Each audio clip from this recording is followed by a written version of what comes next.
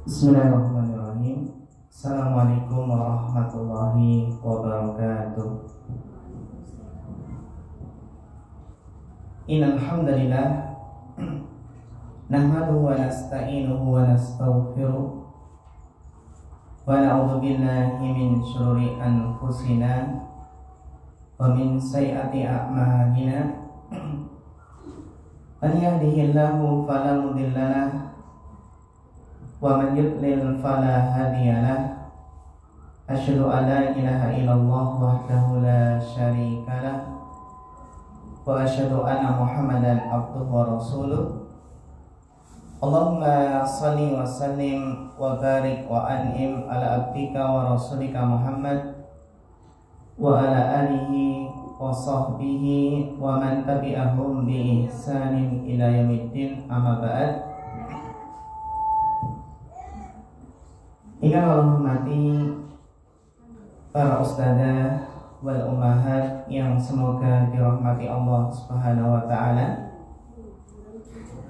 Alhamdulillah, tidak lupa marilah kita senantiasa meningkatkan rasa syukur kita kepada Allah Subhanahu wa taala, yang mana di pagi hari yang cerah ini alhamdulillah kita masih diberikan limpahan taufik dan karunia-Nya sehingga bisa kembali melanjutkan kajian tarbiyah fikih pendidikan anak di kesempatan yang berbahagia ini. Kita memohon kepada Allah Subhanahu wa taala semoga diberikan ilmu yang bermanfaat, ilmu yang barokah, yang bisa kita amalkan dalam kehidupan sehari-hari. Para ustadzah wal ummahat yang dirahmati Allah, atau mungkin agak dikecilkan sedikit ya.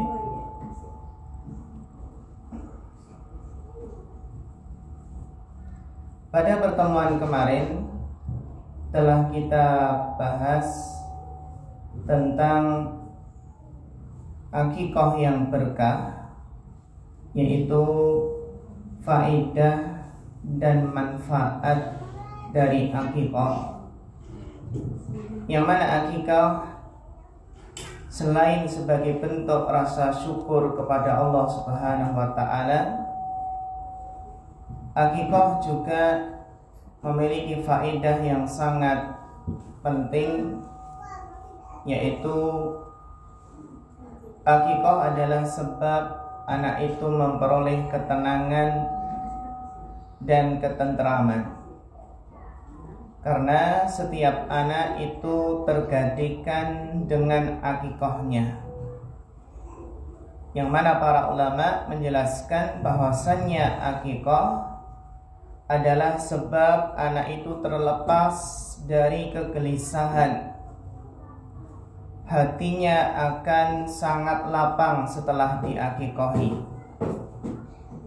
Sehingga mungkin ketika anak tidak diakikahi, keadaannya gelisah, sebagaimana orang yang berhutang dan menggadaikan barangnya.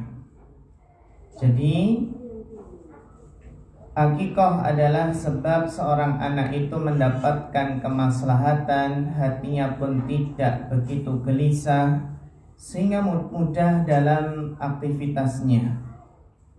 Akikah sebab ketenangan dan kelapangan anak. Kemudian yang kedua adalah akidah atau akikah adalah sebagai tebusan dan penjagaan dari setan, sehingga akikah itu bisa melepaskan dari tahanan atau penjara setan, yang mana setiap anak itu tentunya tidak lepas dari yang namanya godaan setan. Demikian pula kita berharap dengan akikah semoga nanti anak itu bisa memberikan syafaat bagi kedua orang tua di akhirat kelak. Belum lagi akikah juga bisa mempererat dan menguatkan tali silaturahmi antara keluarga, tetangga, kerabat, dan sesama kaum muslimin. Dan yang terakhir, kita pun berharap dari akikah itu merupakan usaha agar nanti kelak anak menjadi soleh dan solehah. Setelah itu, pembahasan kita kemarin adalah berkenaan dengan mencukur rambut bayi dan bersedekah. Yang mana di antara syariat Islam adalah mencukur rambut bayi, dicukur gundul pada hari ke-7 sesudah kelahirannya. Ini dalam rangka membersihkan kotoran dari kepala bayi dan bisa bersedekah berupa perak atau yang lainnya seberat dengan timbangan rambut bayi tersebut. Hal ini menunjukkan bahwasannya rambut bayi itu tidak terbuang sia-sia, namun bisa dihargai dengan harta yang nanti bisa disedekahkan. Kemudian para ustadzah wal ummahat yang dirahmati Allah, kita akan masuk pada pembahasan yang berikutnya, masih ketika anak-anak itu masih di masa kecil, yang mana kita semua membutuhkan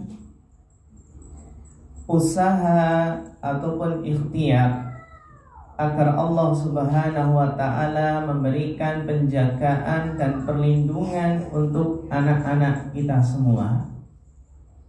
Yang namanya anak-anak itu tidak lepas dari yang namanya bahaya yang mengancam, baik bahaya yang mengancam dari godaan setan maupun bahaya-bahaya yang lainnya. Karena kita sebagai orang tua harus selalu ingat bahwasannya setan tidak akan pernah duduk manis membiarkan anak kita tumbuh menjadi generasi yang soleh dan solehah. Setan gak akan pernah puas nih sampai berhasil menjadikan anak-anak kita itu menjadi kaki tangan mereka. Na'udzubillah min dzalik.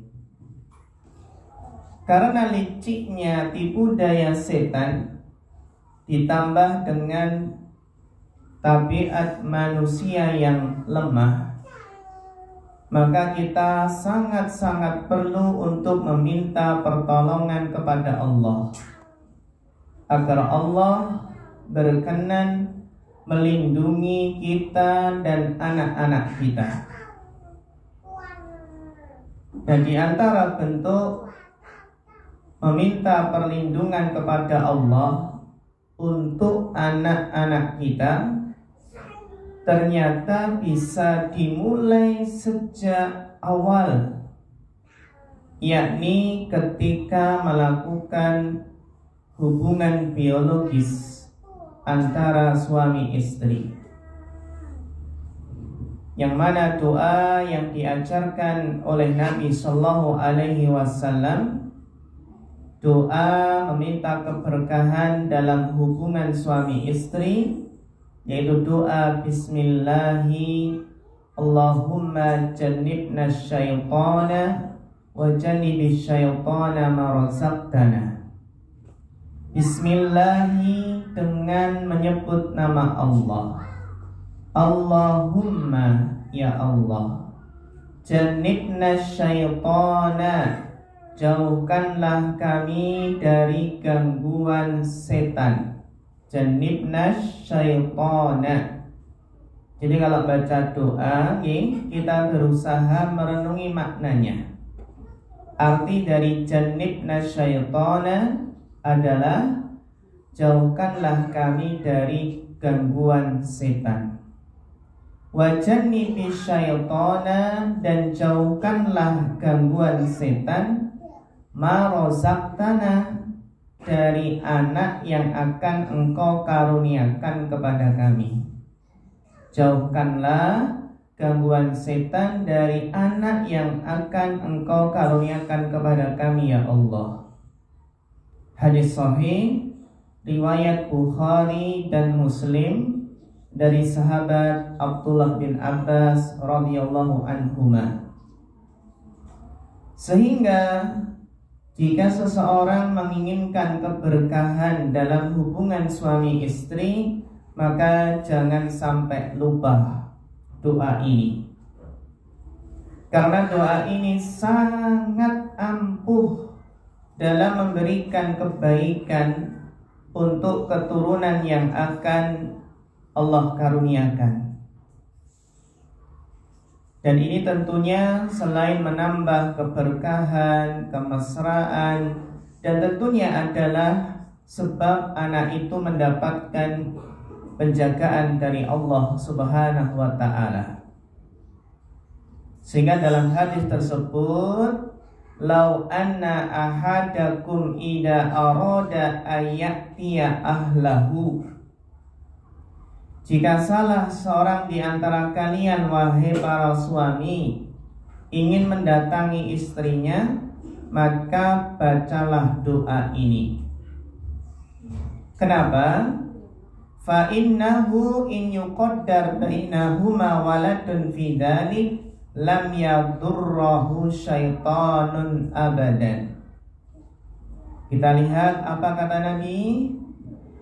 Jika Allah menakdirkan lahirnya anak dari hubungan tersebut, maka setan tidak akan bisa mencelakakan anak tersebut selamanya.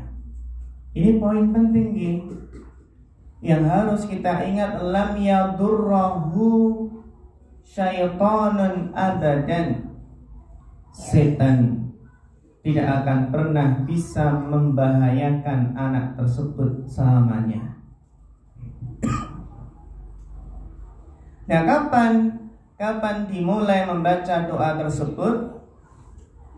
Al-Imam As-San'ani menjelaskan bahwasanya doa ini dibaca di awal-awal sebelum berhubungan. Karena lafadznya apa? Lau anna ahadakum yaqulu hina ya'ti ahlahu, menunjukkan bahwasannya doa ini diucapkan sebelum memulai hubungan suami istri, bukan di pertengahan dan bukan di akhir. Dan doa ini hukumnya sunnah, sangat dianjurkan. Dan dilihat dari tekstual hadis, kalau lihat dari tekstual hadis ini kan doa ini dibaca oleh suami. Meskipun apa? Meskipun bagi istri pun juga membaca doa ini. Inilah keberkahan apabila mengikuti tuntunan Nabi Sallallahu Alaihi Wasallam. Dan mengikuti ajaran Nabi Sallallahu Alaihi Wasallam itu adalah keberkahan. Bahkan kata Abu Bakar radhiyallahu anhu pernah berkata, "Lastu tarikan syai'an kana Rasulullah Sallallahu Alaihi Wasallam ya'malu bihi illa amiltu bihi." Abu Bakar pernah mengatakan, "Aku tidaklah membiarkan satupun yang Rasulullah SAW kerjakan kecuali aku kerjakan." Kenapa? Inni akhsha in taraktu syai'an min amrihi an azik. Jadi Abu Bakar itu berusaha ketika Nabi melakukan sesuatu, Abu Bakar ingin mencontoh melakukannya. Kenapa? Karena Abu Bakar khawatir jika aku meninggalkan sedikit saja, aku khawatir akan menyimpang. Hadis sahih riwayat Bukhari Muslim. Kemudian di antara berkah dari doa ini napa? Yang kedua, setan tidak akan turut serta dalam hubungan tersebut. Karena di dalam doa ini diawali dengan menyebut Bismillah. Napa Ustazah Ummahat, kalau sesuatu aktivitas diawali dengan Bismillah, maka setan tidak bisa ikut serta. Setan tidak bisa ikut campur tangan. Demikian pula sebagian pendapat ulama, Al-Imam Mujahid rahimahullah berkata, Annalladhi yujami'u wa la yusammi yaltaffu syaitanu ala ihlilihi fayujama'u ma'ahu. Ini penting sekali. Dalam kitab Fathul Bari, Syarah Sahih Bukhari, Al-Imam Mujahid pernah mengatakan, siapa yang berhubungan dengan istrinya dan tidak mengawali dengan doa ini, enggak memulai dengan Bismillah, maka setan akan menoleh pada pasangannya, lalu akan ikut turut dalam hubungan tersebut. Ini kalau enggak baca apa? Bismillah. Terus yang ketiga, keberkahan dari doa ini adalah apa? Keberkahan dari doa ini akan berpengaruh pada keturunan yang akan dihasilkan dari hubungan tersebut. Buktinya adalah ada sebuah riwayat meskipun mursal dari Hasan dari Abdul Razak yang mana disebutkan, idza ata rajulu ahlahu falyakul bismillah. Jika seseorang mendatangi istrinya, maka ucapkanlah bismillah. Allahumma barik lana fima razaqtna wa la taj'al lisyaitana nasiban. Ya Allah, berkahilah kami dan keturunan yang dihasilkan dari hubungan ini, dan janganlah jadikan syaitan menjadi bagian pada keturunan kami. Fakana yurja in hamalat an yakuna waladan solihan. Ini Masya Allah. Dan dari doa ini, jika istrinya hamil, nah ini kata Hasan Al-Basri ini, dari doa ini jika istrinya hamil, maka anak yang dilahirkan diharapkan adalah anak yang soleh. Berarti ini mendidik anak sejak dini. Ini dijelaskan dalam kitab Fathul Bari, Syarah Sahih Bukhari. Kemudian keberkahan yang keempat dari doa ini adalah keturunan yang dihasilkan dari hubungan ini akan selamat dari berbagai gangguan setan.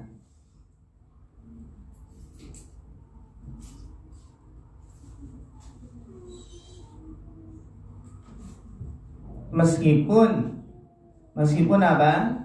Namanya anak gak selamat dari kesalahan, tapi setan gak akan bisa membahayakan agama anak ini. Syekh Abdul Aziz bin Baz memahami bahwa yang dimaksud dalam hadis ini adalah bahwasannya anak tersebut akan tetap berada di atas fitrah, yaitu Islam. Setan mungkin bisa jadi menggoda, bisa saja menggoda anak tersebut. Namun anak tersebut segera kembali ke jalan yang lurus. Masya Allah.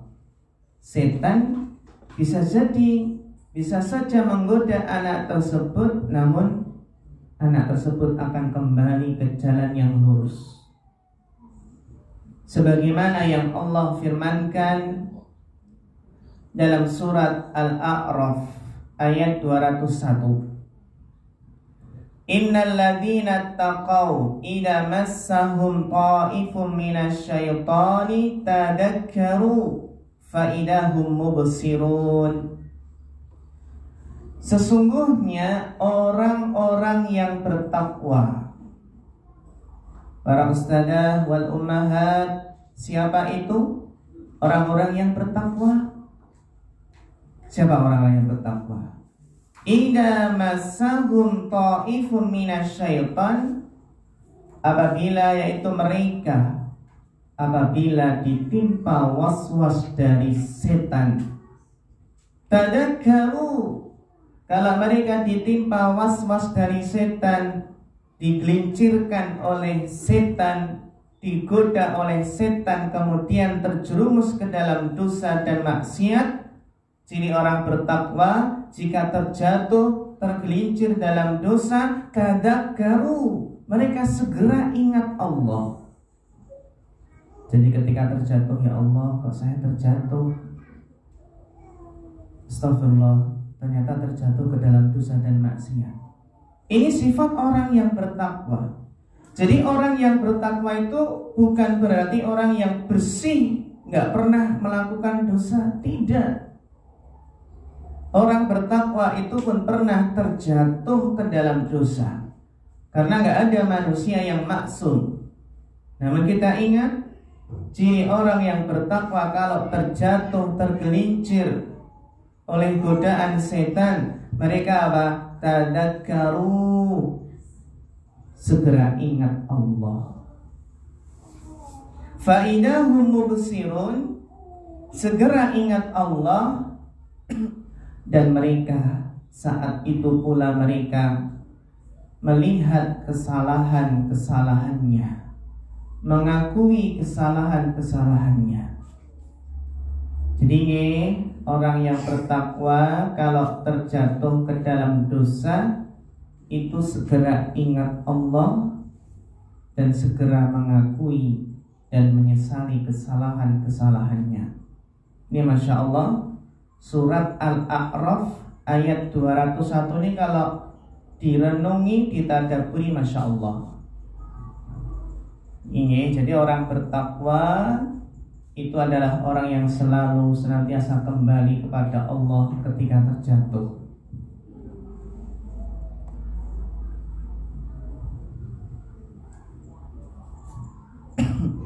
Kemudian keberkahan doa ini, kata Imam Al-Qadhi Al-Iyad, Al-Qadhi Iyad mengatakan bahwasannya keberkahan doa ini berlaku bagi wanita yang akan hamil dengan hubungan tersebut atau yang tidak hamil karena lafadznya umum.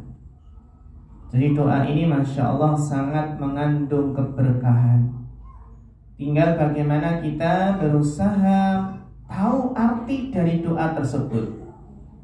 Ini kalau kita sudah istiqomah dalam ngaji, menghadiri majelis ilmu, usahakan kalau berdoa, membaca doa apa saja, usahakan tahu artinya, tahu maknanya, paham apa yang ia minta. Jangan sampai meminta kepada Allah dengan bahasa Arab namun gak paham apa yang diminta. Syekh Abdullah Al-Fauzan hafidhahullah pernah mengatakan, hendaknya setiap muslim bersemangat mengamalkan doa ini ketika berhubungan suami istri hingga menjadi kebiasaannya. hendaklah melakukannya dalam rangka mengamalkan nasihat Nabi Sallallahu Alaihi Wasallam. Hal ini demi menghasilkan keturunan yang terjaga dan terlindungi dari gangguan setan, juga agar mendapatkan keberkahan dari doa ini. Dalam kitab Minhatul Alam,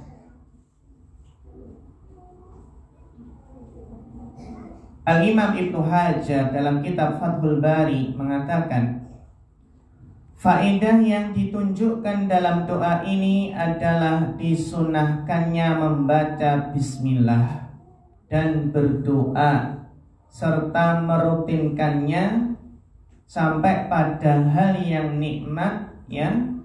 Itu disunahkan membaca bismillah ketika mau makan, ketika mau minum. Itu kan sebuah kenikmatan.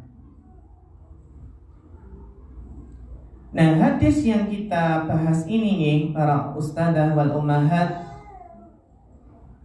menunjukkan bahwasannya setan akan menggoda dalam segala kondisi. Setan itu akan ganggu dalam setiap kondisi kita. Ketika tidur diganggu setan, ketika bangun dari tidur diganggu setan. Setan akan terus memberikan was-was, terutama jika seseorang itu lalai dari mengingat Allah, maka langsung setan akan mengganggu. Jadi kapan ustadzah setan itu mengganggu? Jika kita lalai dari mengingat Allah. Bisa setiap saat. Namun jika kita mengingat Allah, berzikir kepada Allah, maka setan akan lari bersembunyi. Setelah kemudian ketika lalai, langsung setan itu datang. Oleh karena itu hendaklah kita membiasakan untuk terus berzikir. Biasakan baca ta'awudz, a'udzubillahi minasyaitonirrajim. Biasakan selalu berdoa agar kita terlindungi dari godaan gangguan setan. Ini pentingnya doa ini, ya, bentuk penjagaan anak sejak dini yang pertama adalah mengamalkan dan menghayati doa ini. Doa sebelum berhubungan suami istri. Kemudian yang kedua, termasuk penjagaan sejak dini, mohonlah perlindungan pada Allah saat anak lahir. Jadi para ummahat, ketika anak sudah lahir, segera dikasih perlindungan,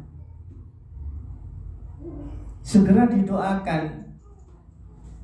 Jadi kita dianjurkan untuk mendoakan anak yang baru lahir, memohonkan keberkahan untuk anak. Sebagaimana dulu Abu Musa al-Ash'ari pernah mengatakan, wulidali hulamun, ketika anakku lahir, fa'ataitu bihi nabiyya sallallahu alaihi wasallam, aku membawanya ke hadapan Nabi sallallahu alaihi wasallam. Fasammahu Ibrahim, beliau memberi nama bayiku dengan Ibrahim. Masya Allah apa faedahnya ustadzah?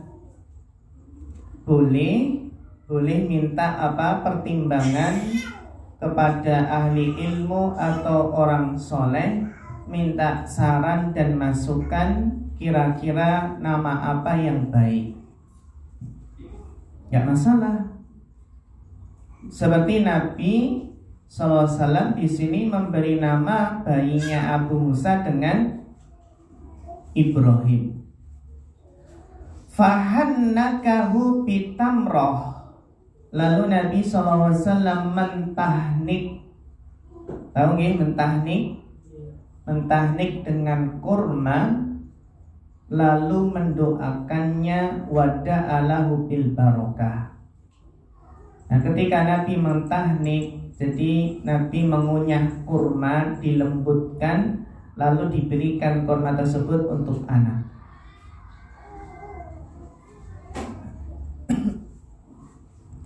Setelah Nabi mentahnik anaknya Abu Musa, kemudian da'alahu bil barokah. Nabi langsung mendoakan dengan keberkahan. Wa dafa'ahu ilayya. Setelah Nabi mendoakan dengan keberkahan, kemudian beliau kembalikan kepadaku, kata Abu Musa. Apa faedahnya Ustazah, Ummahat? Kalau kita punya bayi yang baru lahir, bisa minta doa.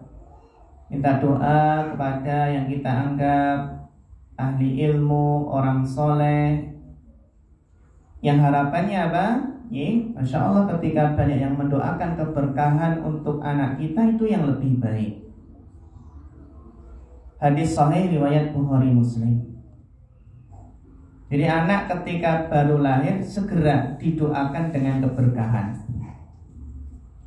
Dan hal ini sama juga yang dilakukan oleh Rasulullah Shallallahu Alaihi Wasallam kepada putranya Asma binti Abu Bakar. Siapa? Asma binti Abu Bakar. Asma niku saudarinya siapa? Aisyah. Nah, Nabi pernah melakukan hal ini kepada putranya Asma binti Abu Bakar. Siapa nama putranya Asma? Siapa yang tahu putra Asma binti Abu Bakar? Namanya adalah Abdullah bin siapa? Banyak ya Abdullah bin itu ya. Abdullah bin Abbas, Abdullah bin Umar, Abdullah bin Mas'ud, Abdullah bin Amr. Namanya adalah Abdullah bin Zubair. Lalu bayi ini pun dibawa ke hadapan Nabi Shallallahu Alaihi Wasallam. Nah, Asma mengisahkan, summa da'a bi tamratin famadhaha. Kemudian Nabi Shallallahu Alaihi Wasallam minta kurma. Lihat ini Masya Allah, Nabi minta apa? Kurma. Famadhaha, lalu beliau mengunyahnya. Nah, Nabi mengunyah kurma. Summa tafala fihi. Kemudian beliau meletakkan kurma tersebut di mulut si bayi. Fakana awwalu syai'in dakhala jawfahu riqu Rasulullah sallallahu alaihi wasallam. Masya Allah. Maka makanan pertama yang masuk ke perut si bayi adalah dari ludah Rasulullah sallallahu alaihi wasallam. Masya Allah, barokah. Summa da'alahu. Kemudian Rasulullah mendoakan anak tersebut kebaikan, wa barroka alaihi, dan memohonkan keberkahan untuknya. Hadis sahih riwayat Bukhari. Menunjukkan apa Ustazah wal ummahat? Kalau anak baru lahir segera didoakan dengan keberkahan.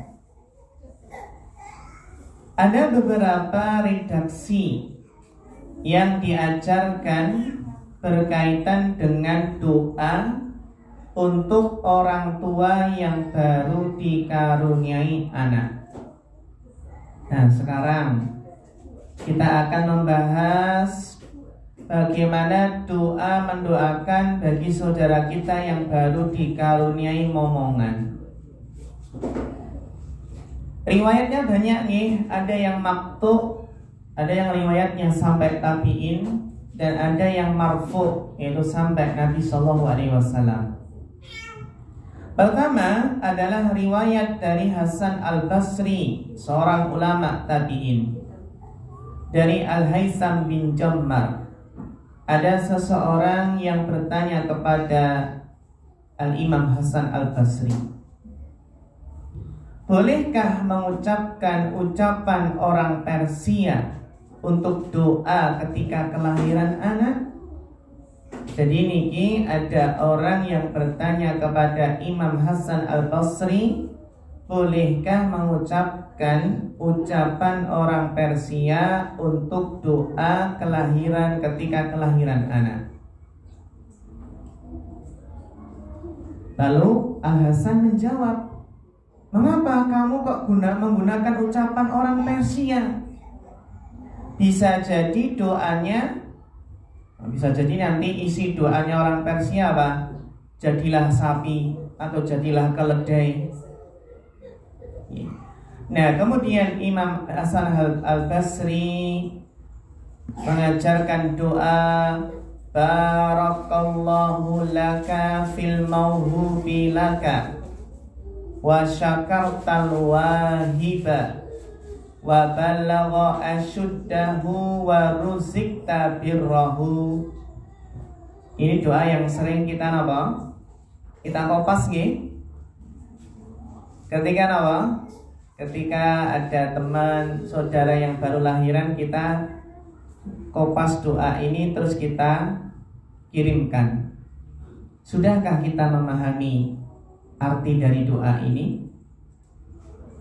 Yang pertama apa?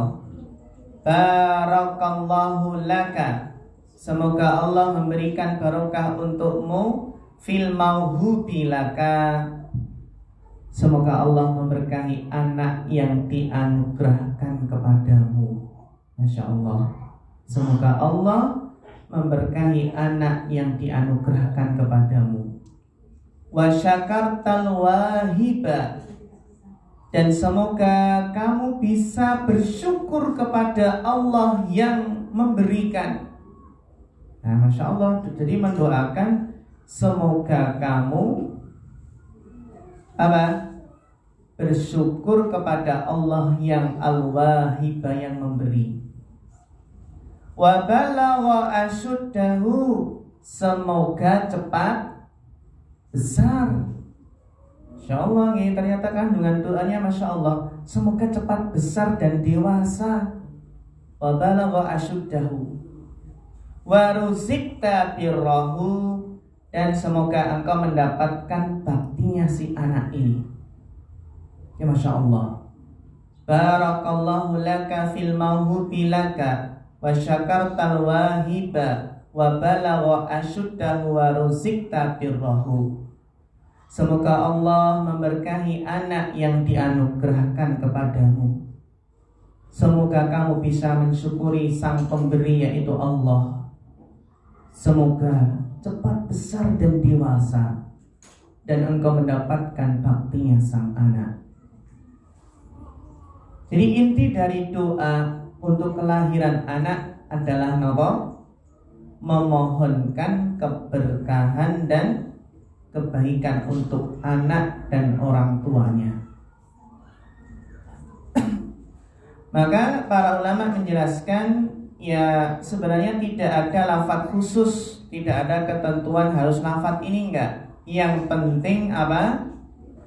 Yang penting isinya adalah memohonkan keberkahan dan kebaikan untuk anak dan orang tua. Dan para ulama seperti Imam An-Nawawi dalam kitab Al-Majmu', ya, atau dalam kitab Al-Adkar, Imam Nawawi dan Imam Ibnu Qudamah dalam kitab Al-Mughni, mereka menganjurkan untuk memilih doa dari Imam Hasan Al-Basri. Ya, mudah-mudahan sudah hafal semua ya? Sudah hafal belum? Alhamdulillah sudah ya. Kan nanti tinggal kopas. Nah, ini pentingnya doa, kita mendoakan, jadi juga berusaha paham arti tadi doa tadi. Masya Allah. Semoga Allah memberkahi anak yang dianugerahkan kepadamu. Semoga kamu bisa mensyukuri sang pemberi, yaitu Allah. Semoga cepat besar dan dewasa, dan semoga engkau mendapatkan apa? baktinya anak tersebut. Ya, sangat dalam isi kandungan doa ini. Yang kedua, riwayat yang kedua adalah riwayat dari Ayyub As-Sikhtiyani. Ayyub As-Sikhtiyani, bahwa beliau ketika mendengar kabar ada tetangga yang punya anak, lalu beliau mendoakan, Ayyub As-Sikhtiyani mendoakan, Ja'alahullahu mubarakan alaika wa ala ummati Muhammadin sallallahu alaihi wasallam. Ini yang lebih pendek nih. Ja'alahullahu mubarakan alaika. Semoga Allah menjadikannya anak yang diberkahi untukmu. Semoga Allah menjadikannya anak yang diberkahi untukmu dan untuk umat Muhammad sallallahu alaihi wasallam. Masya Allah. Kandungan doanya sangat dalam. Jadi mendoakan semoga Allah menjadikan anak yang diberkahi untukmu dan untuk umat Muhammad sallallahu alaihi wasallam. Jadi mendoakan agar menjadi anak yang bermanfaat, berguna bagi umat ini, menjadi orang besar yang berjasa untuk Islam dan kaum muslimin. Nah, doa ini diriwayatkan oleh Al-Imam Ibnu Abi Dunya dalam kitab Al-Iyal dari Khalid bin Khaddas dari Hamad bin Zaid.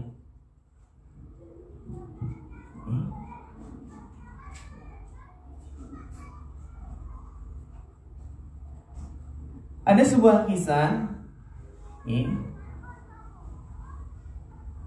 dari jalur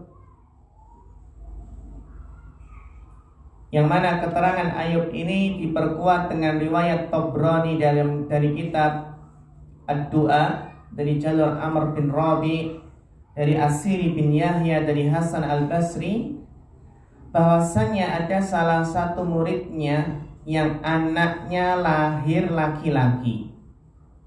Lalu dia mendoakan, orang tuanya mendoakan, semoga menjadi ahli penunggang kuda. Nah, ini orang tuanya apa? Langsung mendoakan apa? Semoga menjadi ahli penunggang kuda.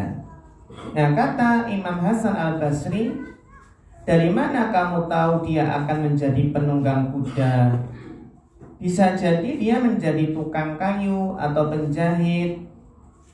Lalu apa yang harus aku katakan wahai Imam Hasan al-Basri? Perintah dari Al-Hasan, beliau apa? Bacalah, ja'alahullahu mubarakan alaika wa ala ummati Muhammadin sallallahu alaihi wasallam. Ucapkanlah ya, ada doa yang lebih baik dari itu, yaitu semoga Allah menjadikannya anak yang diberkahi untukmu dan untuk umat Muhammad sallallahu alaihi wasallam. Ini redaksi yang kedua nih. Ja'alahullahu mubarakan alaika wa ala ummati Muhammadin sallallahu alaihi wasallam. Ini lebih pendek. Lebih bagus digabungkan doa yang pertama tadi ya dengan doa ini. Ya, doa yang pertama, barakallahu laka fil mawhubi laka wa syakartal wahiba wa ballagha asyuddahu wa ruzikta birrahu, ditambah ja'alahullahu mubarakan alaika wa ala ummati Muhammadin sallallahu alaihi wasallam. Kemudian redaksi yang ketiga, ini bisa kitab ini mendoakan keberkahannya, yaitu riwayat Anas bin Malik radhiyallahu anhu. Sebuah hadis yang menceritakan pernikahan Ummu Sulaim dengan Abu Thalha. Itu apa? Ummu Sulaim mau menikah dengan Abu Thalha dengan syarat masuk Islamnya Abu Thalha. Hingga mereka Ummu Sulaim dan Abu Thalha dikaruniai seorang anak laki-laki yang lincah dan sehat, yang membuat Abu Thalha sangat mencintainya. Qadarullah, umahat qadarullah, anak ini meninggal ketika sang ayah sedang safar, ketika Abu Thalha sedang safar. Nah, ketika pulang, Abu Thalha langsung menanyakan tentang anaknya. Setelah Abu Thalha ditenangkan oleh istrinya, dihidangkan makanan dan dilayani dengan baik. Jadi suami baru pulang safar padahal anaknya apa? Meninggal. Masya Allah, Ummu Sulaim gak langsung nangis, Abu Thalha, wahai suamiku, anak kita sudah gak ada. Tapi Masya Allah, istri yang soleha, ketika Abu Thalha baru datang dari safar, langsung apa? Dilayani, dihidangkan makanan, dilayani dengan baik. Baru setelah itu apa? Ummu Sulaim menyampaikan, wahai Abu Thalha, anak kita telah dipanggil oleh yang punya, yaitu Allah Ta'ala. Kira-kira Abu Thalha marah gak? Marah betul? Akhirnya Abu Thalha resah, langsung mendatangi Rasulullah SAW. Dan Abu Thalha menceritakan kejadiannya bersama Ummu Sulaim. Apakah Rasulullah marah? Tidak. Rasulullah SAW mendoakan keberkahan untuk hubungan mereka. Karena ketika dilayani itu maksudnya adalah berhubungan suami istri. Bahkan Nabi mendoakan keberkahan untuk hubungan mereka. Hingga akhirnya Ummu Sulaim melahirkan anak laki-laki. Beliau berpesan, jika tali pusarnya telah putus, jangan diberi makan apapun sampai dia diantar kepada Nabi SAW.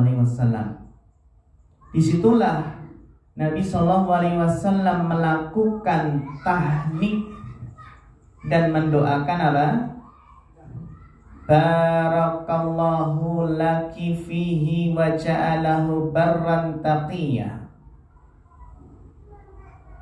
Rasulullah mendoakan semoga Allah memberkahi anak ini untukmu dan menjadikannya orang baik yang bertakwa.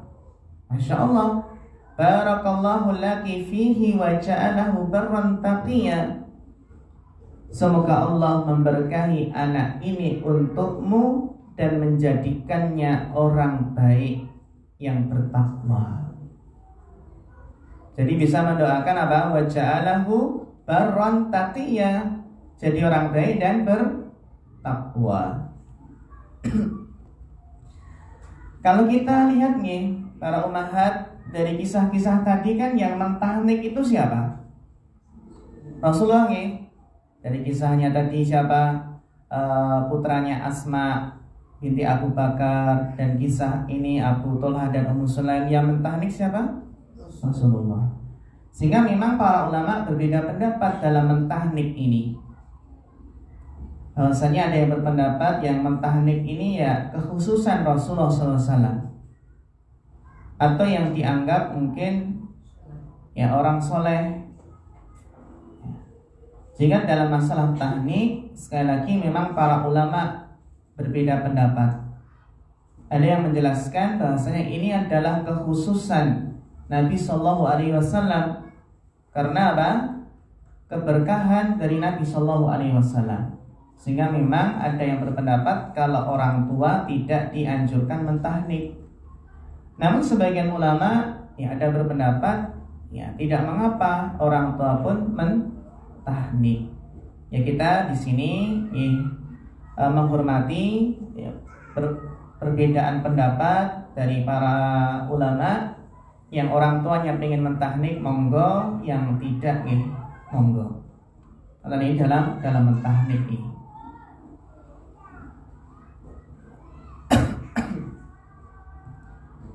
Para saudara wal ummahat yang dirahmati Allah Subhanahu wa taala, sehingga dari redaksi doa tadi intinya apa? Intinya doa memohon keberkahan. Intinya doa memohon keberkahan untuk anak.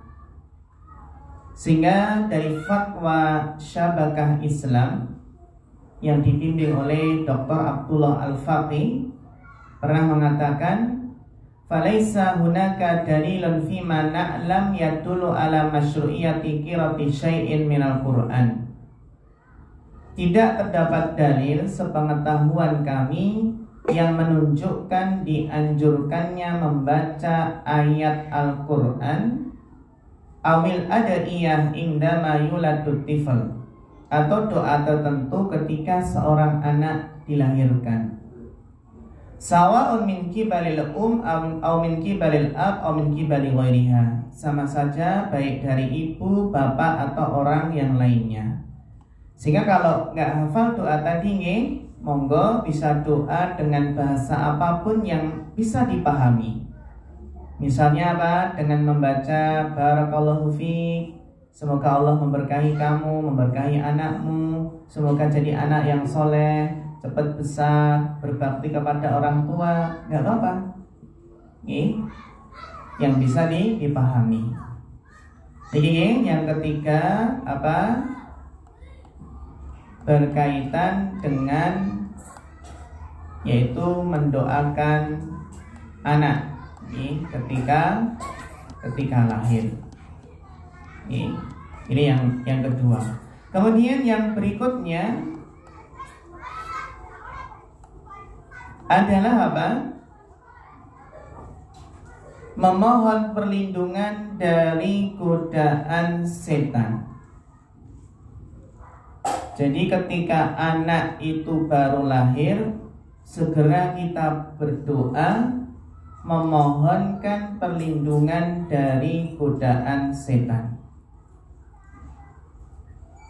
Hal ini para ustadzah wal ummahat adalah salah satu di antara contoh yang dipraktikkan oleh istri Imran. Istri Imran yang merupakan ibunya siapa? Siapa ummahat? Istrinya Imran. Ya, istri Imran itu ibunya siapa? Ibundanya Maryam.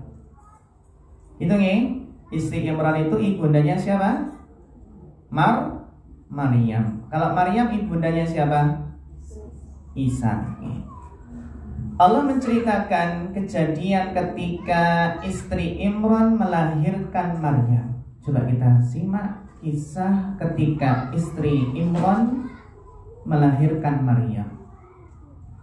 Allah Ta'ala berfirman, "Falamma wada'atha qalat rabbi inni wada'tuha unsa."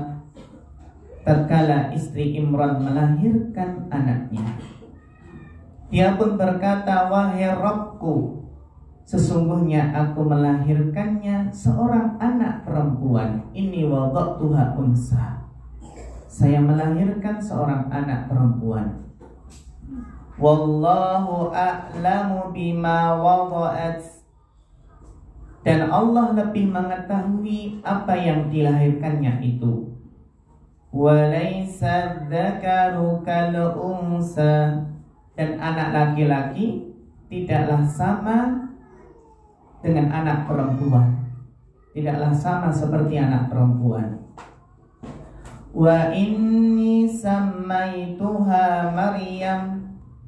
Dan sesungguhnya aku telah menamai dia dengan nama Maryam.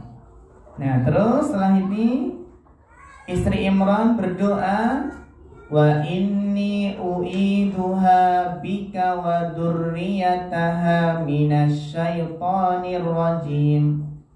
Dan sesungguhnya aku memohon perlindungan untuknya. Memohon perlindungan untuknya. Untuknya ini untuk siapa? Maryam. Wa dzurriyyataha, serta anak-anak keturunannya. Keturunan siapa? Maryam. Nih. Meminta perlindungan untuknya, untuk Maryam serta anak-anak keturunannya, minasyaitonir rajim, dari godaan setan yang terkutuk. Jadi mohon perlindungan untuknya serta anak-anak keturunannya, minta perlindungan kepada Allah dari godaan setan yang terkutuk. Apa doanya? Wa inni u'iduha bika wa dzurriyyataha minasyaitonir rajim. Surat Ali Imran ayat yang ke-36. Dan kita lihat ummahatnya, salah satu hal istimewa karena doa ibunda Maryam ini, karena doa istri Imran, itu ibunda Maryam ini, karena doa ibunda Maryam ini, ketika Maryam lahir, dia tidak diganggu setan. Jadi ketika Maryam lahir itu nggak diganggu setan. Demikian pula ketika Isa lahir juga nggak diganggu siapa? Setan. Masya Allah nih. Ketika Maryam lahir dan ketika Isa lahir nggak diganggu setan. Allah mengabulkan doa ibunya Maryam. Siapa ibunya Maryam? Istrinya Imran. Nah, sehingga dalam hadis Abu Hurairah, Rasulullah SAW pernah bersabda, "Ma min bani Adam mauludun illa yamassuhu syaitanu hina yuladu." Ini hadis yang penting sekali. Setiap bayi dari anak keturunan Adam akan ditusuk dengan tangan setan ketika dilahirkan. Jadi ketika lahir itu langsung ditusuk dengan tangan setan ketika lahir. Fayastahilu sarihan min masih syaitan, sehingga anak itu berteriak menangis karena disentuh sama siapa? Setan. Jadi bayi kalau lahir itu nangis, kenapa nangis? Disentuh setan. Ghaira Maryam wabniha, kata Nabi apa? Selain Maryam dan putranya. Siapa putranya? Isa. Hadisnya sahih, riwayat Bukhari. Kemudian Abu Hurairah membaca surat Ali Imran ayat 36 tadi. Insyaallah. Nah, para ummahatnya, kita bisa meniru doa wanita yang soleha ini. Siapa? Istri Imran.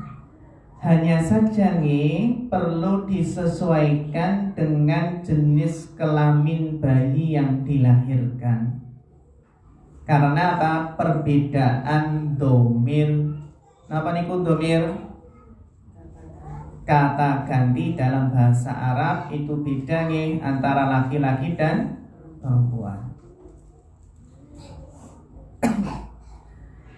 Jika bayi yang dilahirkan perempuan, maka kita bisa membaca Allahumma inni u'iduha bika wa dzurriyyataha minasyaitonir rajim. Sampun hafal? Dereng nggih, calon nggih hafal nggih. Allahumma inni u'iduha bika wa dzurriyyataha minasyaitonir rajim. Dan jika bayi yang lahir adalah laki-laki, kita bisa membaca Allahumma inni uiduhu bika wa dzurriyyatahu minasyaitonir rajim. Artinya dari dua teks ini ya sama. Ya Allah, aku memohon perlindungan kepadamu untuknya, untuk bayi yang baru lahir ya, dan untuk keturunannya nanti, dan untuk keturunannya dari setan yang terkutuk. Jadi Masya Allah, ini berarti mendoakan untuk apa? Anak kita yang baru lahir, dan untuk apa? Keturunannya. Sekaligus mendoakan anak dan cucu. Masya Allah ya. Ternyata mendoakan cucu bisa dari sejak awal ya. Masya Allah ya. Ya Allah, aku memohon perlindungan padamu untuknya dan untuk keturunannya dari setan yang terkutuk. Ini. Jadi ketika lahir apa? Sejak lahir kita memohonkan perlindungan kepada Allah dari godaan setan. Ini yang keberapa? Yang kedua nih. Jadi yang pertama tadi apa? Sebelum berhubungan suami istri. Dan yang kedua ketika baru lahir. Yang ketiga. Waktunya sudah habis? Sudah? Jam 9.10 nih. Meminta perlindungan kepada Allah untuk anak-anak setiap hari. Nah ini nih para ummahat, sudah belum memintakan perlindungan kepada Allah untuk anak-anak setiap hari, terutama di waktu pagi dan sore. Kenapa Ustazah wal ummahat? Karena ketika anak belum bisa membaca Al-Quran, maka bacakanlah surat Al-Ikhlas, Al-Falaq, An-Nas, lalu usapkan tangan kita ke tubuh mereka.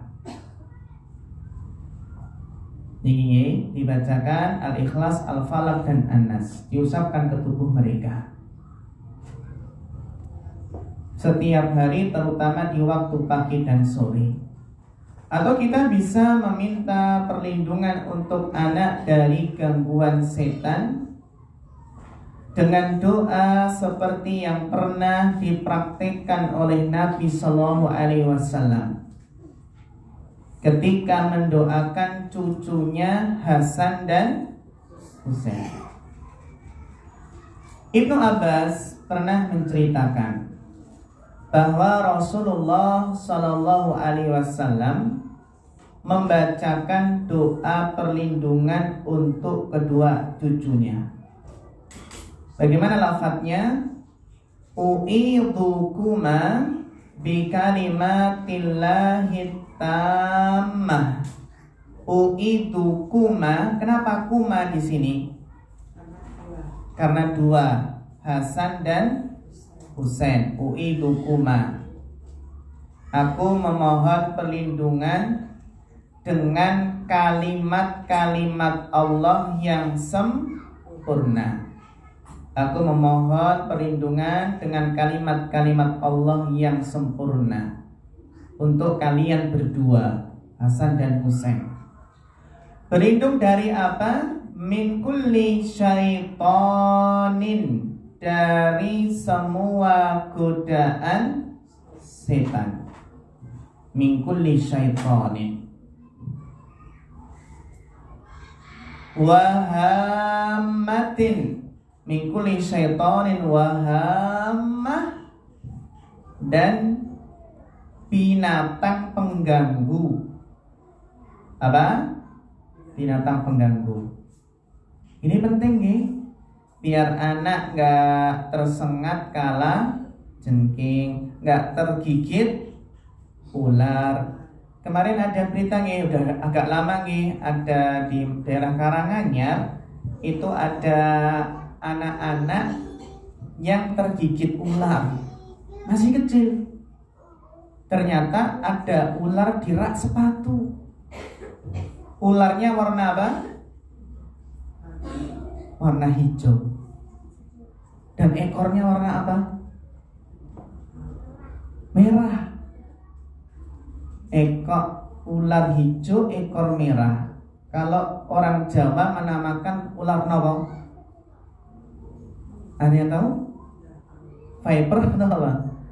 Kalau orang Jawa menamakan ulo luwuk. Pernah dengar? Belum ya? Ulo luwuk katanya. Nah, yang namanya anak kecil umahatnya lihat ular hijau, menarik enggak? Warnanya kan jering gitu nggih. Menarik. Akhirnya apa? Dikira mainan, akhirnya ditangkap, dipegang tangannya, digigit. Akhirnya orang tua kan panik ya. Langsung dibawa kemana? Ke puskesmas. Puskesmas angkat tangan. Akhirnya kemana? Rumah sakit. Rumah sakit besar. Nah, ketika di rumah sakit ternyata tidak tertolong. Akhirnya meninggal. Innalillahi wa inna ilaihi raji'un. Nah ini biar anak gak tersengat binatang pengganggu. Wahamah, Masya Allah ini doanya kalau diamalkan. Wa min kulli ainil lamah, dan dari penyakit ain, dari pandangan mata yang jahat, mata yang buruk. Ini adalah hadis Abu Dawud dan disahihkan oleh Syekh Albani. Penting memintakan perlindungan untuk anak kita, nabi saja sama cucu. Kita perhatikan biasanya mbah, kakek, nenek itu kan sangat perhatian dengan cucunya. Bahkan namanya kakek nenek itu ya lebih sayang kepada cucu daripada anaknya. Bagaimana bentuk perhatian Nabi dengan cucu beliau? Jadi ummahat yang sudah punya cucu bisa dipraktikkan kepada cucunya. Uidukuma bi kalimatillahi tammah min kulli syaitonin wa hamah wa min kulli ainil lamah. Ya Allah, aku mohon perlindungan dengan kalimat-kalimat Allah yang sempurna dari semua godaan setan, binatang pengganggu, dan dari penyakit ain, pandangan mata jahat. Dan kita bisa meniru doa ini dengan menyesuaikan jenis kelamin bayi. Jika bayi yang dilahirkan perempuan, berarti kita membacanya gimana? Uiduki. Bagus, barakallahu fiik. Uiduki. Jika yang bayi yang dilahirkan anak laki-laki, kita bisa membaca uiduka. Jika bayi yang dilahirkan kembar, laki-laki dan perempuan, maka kita bisa baca uidukuma. Kenapa kuma? Dua. Laki-laki perempuan, laki-laki dan laki-laki, atau perempuan dan perempuan, yang penting dua, uidukuma. Kalau ternyata bayi yang dilahirkan adalah 5 sekaligus, Masya Allah nih, ada nggak? Ada nih. Akhirnya bayi yang lahir 5 itu dinamai apa?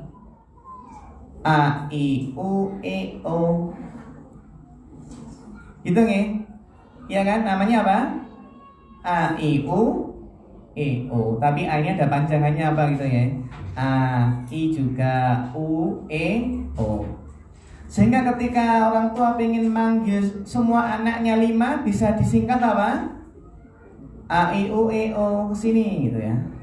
Langsung datang semua, Masya Allah. Nggak bisa dibayangkan ya, sekali lahir pinten 5. Tapi bisa sehat, Masya Allah sampai besar. Rumahnya jadi rame nih. Rumahnya jadi rame.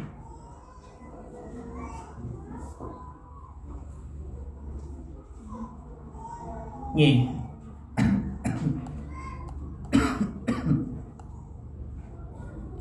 Jadi yang ketiga yaitu rajin memberikan doa perlindungan kepada anak kita ya, setiap hari, terutama di waktu pagi dan sore.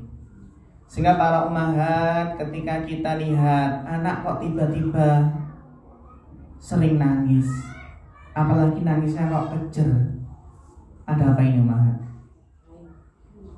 Atau sudah diganggu setan? Atau kena ain? Atau mungkin kesel sehingga perlu dipijet. Macam-macam ya sebabnya nih.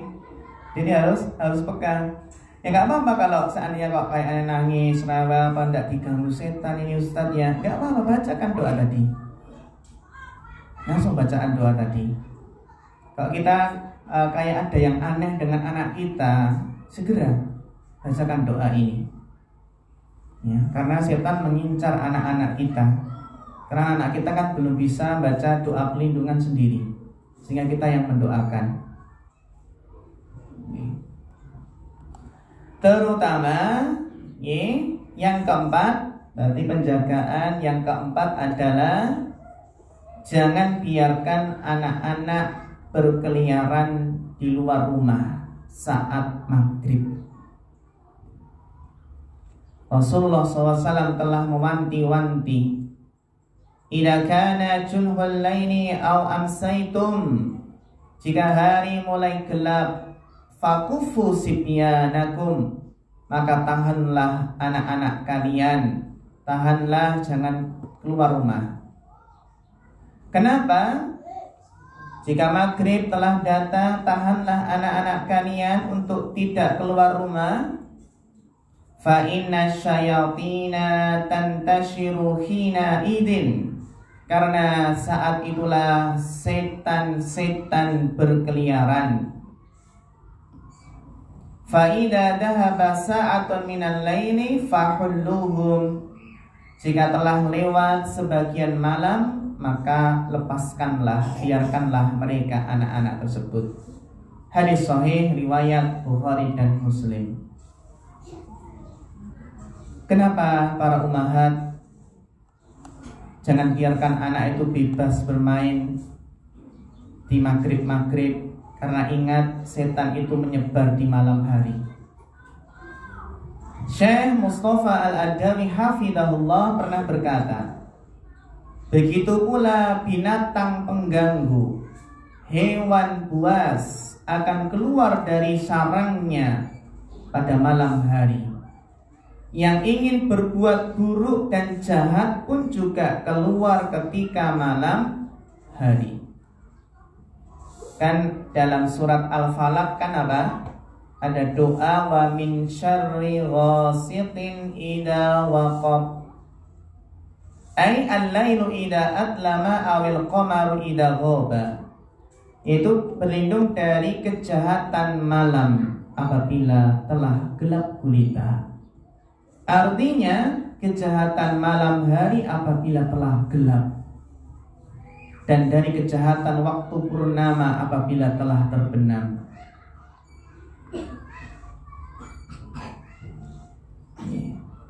Sehingga adab ketika maghrib masuk rumah, wa aghliqul abwaba, dan tutup pintu. Wadkurusmallahi alaihi, tutuplah pintu dan berzikirlah kepada Allah. Fa inna syaitana la yaftahu baban mughlaqan. Tutuplah pintu dengan berzikir kepada Allah, karena sesungguhnya setan tidak dapat membuka pintu yang tertutup. Wa uku qirabakum wadkurusmallah, tutup pula wadah minuman. Nah, ketika nutup jangan lupa bismillah nggih. Nutup pintu, nutup jendela, nutup makanan, minuman. Nggih. Wa khammiru aniyatakum wadkurusmallah. Tutuplah wadah-wadah kalian dengan berzikir, mengucapkan bismillah, mengingat Allah. Walau an ta'rudu 'alaiha syai'an, kalau enggak ada yang buat nutup, paling tidak meletakkan sesuatu di atasnya. Jadi kalau enggak ada tutup, kasih apa? Sesuatu. Apa? Cutek saged mboten? Nah, cutek gitu. Tapi yang bersih nggih. Atau sendok bisa nggak? Sendok dilintangkan gitu nggih. Meskipun hanya dengan meletakkan sesuatu di atasnya. Wa atfi'u masabihakum, dan matikanlah lampu-lampu kalian.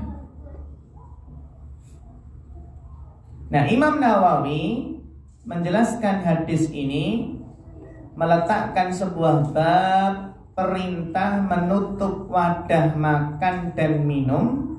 Perintah apa? Menutup wadah makan dan minum, menutup pintu serta menyebut nama Allah, mematikan api ketika tidur, serta menahan anak dan hewan ternak setelah masuk maghrib.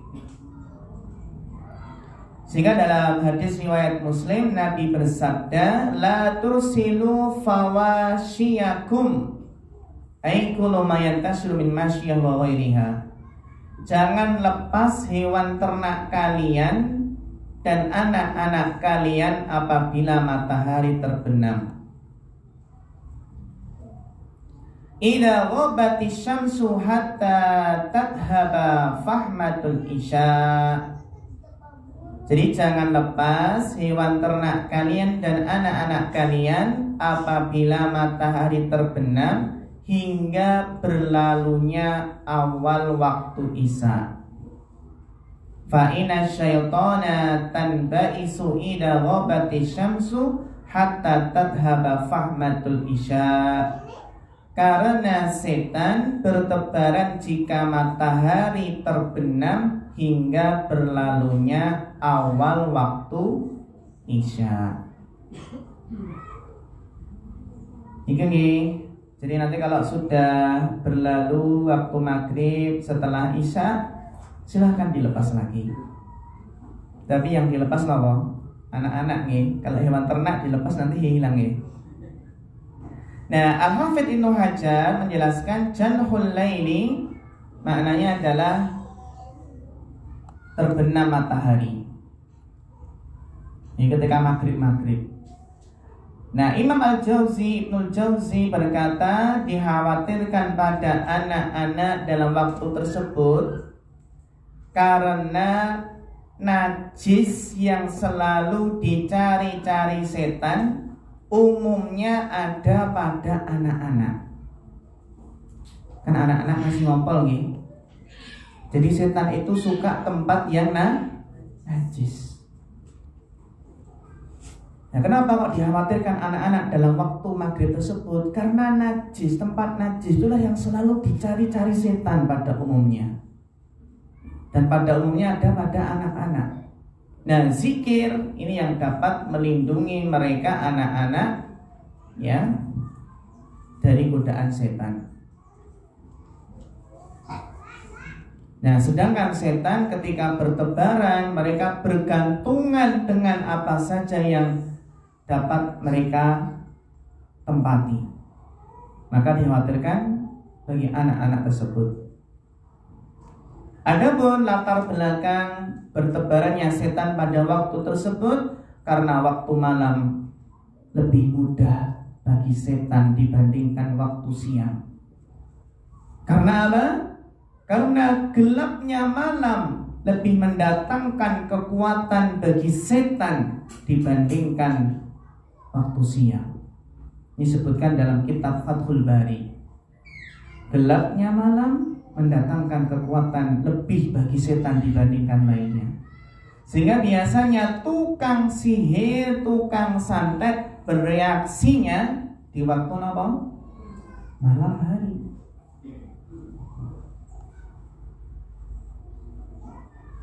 Nah, ini termasuk apa? Bentuk penjagaan. Termasuk apa nih? Termasuk ketika kita mau masuk rumah, jangan lupa baca Bismillah.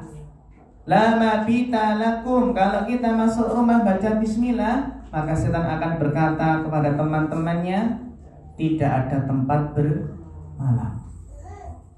Maksudnya tidak memiliki kekuatan untuk bermalam di rumah mereka.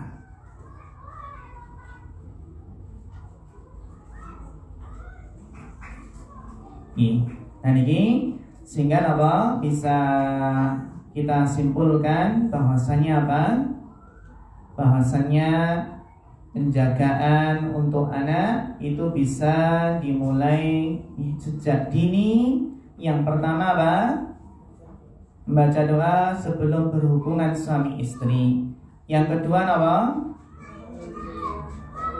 Membacakan doa perlindungan ketika anak itu baru lahir.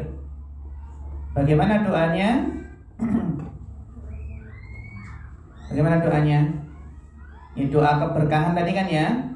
Doa keberkahan ketika baru lahir itu bisa mendoakan dengan doa keberkahan, yaitu apa? Barakallahu laka fil mawhubi laka wa syakartal wahiba wa balagha asyuddahu wa ruzikta yurahu. Ini doa ketika anak baru lahir. Atau ja'alahu Allahu mubarakan alika wa ala ummati Muhammad sallallahu alaihi wasallam. Atau doa redaksi yang ketiga apa? Allahumma au barakallahu laka fihi wa ja'alahu barran taqiyya. Dan jangan lupa mendoakan apa? Perlindungan ketika anak lahir. Bagaimana doanya? Allahumma inni u'iduhu atau u'iduha wa dzurriyyatuhu atau wa dzurriyyataha minasyaitonir rajim. Jika bayi laki-laki, Allahumma inni u'iduhu bika wa dzurriyyatahu minasyaitonir rajim. Kalau perempuan tinggal mengganti dhamir ha. Dan bentuk penjagaan yang ketiga apa? Memintakan perlindungan kepada Allah setiap hari, terutama di waktu pagi dan doanya sudah hafal nggih? U'iduka atau u'iduki bi kalimatillahi tamah min kulli syaitonin wahamah wa min kulli ainil lamah. Ini yang ketiga. Dan yang keempat apa? Jangan biarkan anak-anak berkeliaran di luar rumah pada waktu maghrib. Ya demikian para ustadzah wal ummahat yang kita bahas pada kesempatan pagi hari ini. Mudah-mudahan bermanfaat. Barangkali ada pertanyaan, kita persilahkan. Ya monggo. Untuk yang anak berkeliaran di malam hari itu kan ya. Kadang kalau saya itu kan seringnya safar keluar kota ke tempat orang tua atau mertua. Karena kadang berangkat Sabtu terus nginap Ahad kan otomatis karena anak-anak diajak pulang tuh kanggo, maksudnya karena semua tempat sembahnya. Nah permasalahannya kadang jam 5 itu baru berangkat pulang ke Sukoharjo. Waktu maghrib itu kita otomatis kan masih di jalan. Nah pertanyaannya apa? Ya kita tetap berhenti sholat maghrib sih, tapi apa boleh langsung melanjutkan apa menunggu sampai isya atau bagaimana itu? Pertanyaan bagus sekali. Bagaimana jika kondisi kita yang dalam keadaan perjalanan dan anak bersama kita, dan perjalanannya itu ya ketika maghrib nih, ketika waktu maghrib itu masih dalam perjalanan nih, nggak masalah nih, dalam artian ketika kita dalam perjalanan yang mana asalkan anak itu kan masih bersama kita, bersama orang tua, maka tidak masalah ketika setelah selesai sholat maghrib dilanjutkan perjalanannya.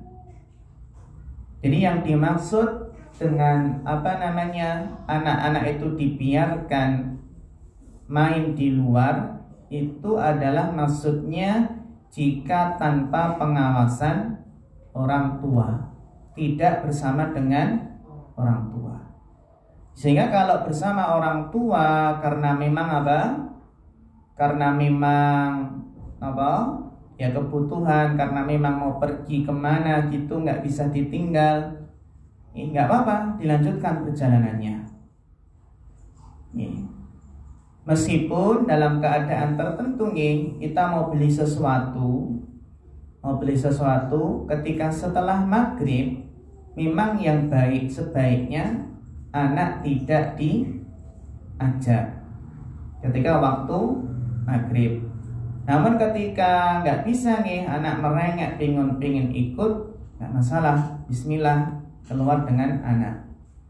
Dan kita pun juga seandainya nggak mendesak, juga mungkin lebih baiknya keluarnya setelah setelah sholat isya. Jadi selama anak itu keluar di luar rumah setelah maghrib bersama kita, insya Allah tidak mengapa. Yang penting kita tetap mendoakan perlindungan untuk anak kita. Uiduka bi kalimatillahi tamah min kulli syaitonin wahamah wa min kulli ainin lamah. Juga kita kan ketika mungkin kepentingan yang nggak mendesak, biasanya nasihat dari para orang tua, buat nanti saja setelah setelah maghrib setelah waktu maghrib itu berlalu. Namun kalau memang itu diperlukan, nggak masalah dilanjutkan mawon perjalanannya, kan bersama orang tua. Ngoten nggih? Sama jelas? Nggih. Wonten malih? Nggih. Nggih. Apabila anak terlambat diakikohi karena dulu belum punya biaya, sekarang sudah besar anaknya, dan apakah boleh diakikohi? Para ulama menjelaskan selama anak itu belum balik, karena lafaz hadisnya kullu gulamin, setiap anak. Sehingga sebagian ulama menjelaskan selama anak itu belum balik, membolehkan untuk diakikohi. Selama anak belum balik, monggo silahkan. Sebagian ulama membolehkan untuk diakikohi ketika belum balik. Nah, yang setelah balik ini kita belum mendapatkan keterangan dari para ulama. Yang mana sebagian orang tua kan terkadang membarengkan antara khitannya anak dengan akikoh. Ya, kalau khitannya sebelum balik, monggo bisa bisa mengakikohi anak karena dulu belum mampu terus ingin mengakikohi. Sebagian ulama berpendapat membolehkan hal ini ketika anak belum balik. Ngoten nggih, wallahu taala a'lam. Wonten malih? Nggih.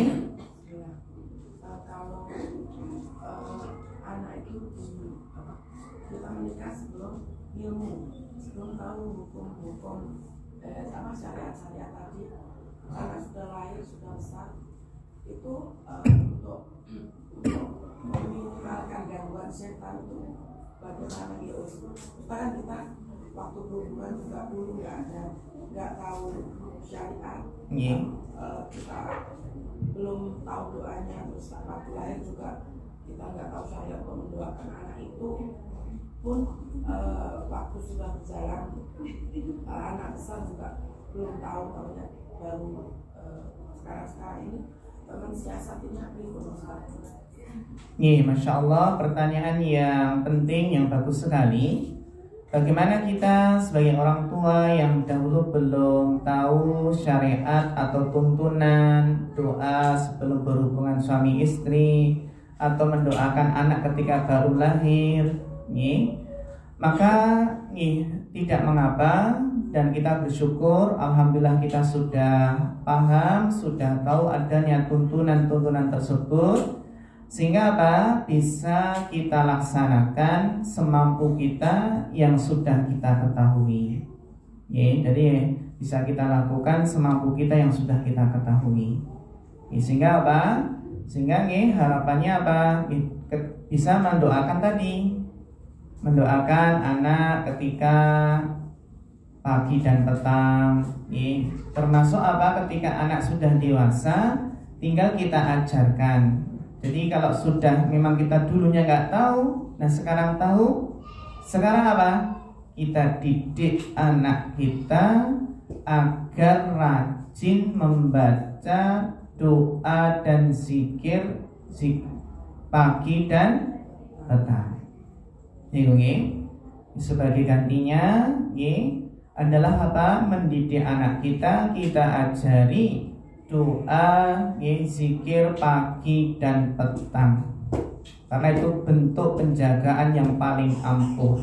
Jangan meninggalkan zikir pagi dan petang. Itulah inti dari keselamatan dunia akhirat.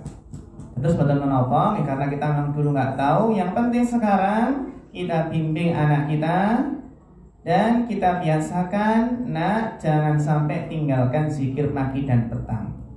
Bahkan bisa anak kalau belum zikir pagi dan petang, nanti Umi nggak akan ngasih uang saku atau yang lainnya, biar terbiasa. Katanya sebagai gantinya. Ketika anak sudah besar, kita ajari doa zikir pagi dan petang tersebut. Demikian para ustazah materi kita pada kesempatan pagi hari ini. Mudah-mudahan bermanfaat dan ada kurang lebihnya mohon maaf. Wa nas'alullah ta'ala al-huda wa tuqa wal afaqa wal ghina. Fa akhirul kalam wassalamualaikum warahmatullahi wabarakatuh.